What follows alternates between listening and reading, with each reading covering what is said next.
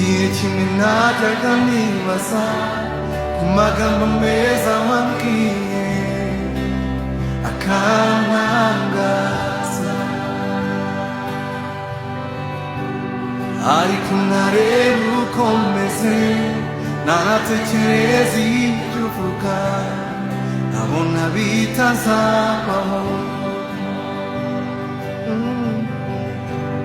Igihe natangiriye kwizera nibwo nabonye indamu zanjye zimbera igihombo.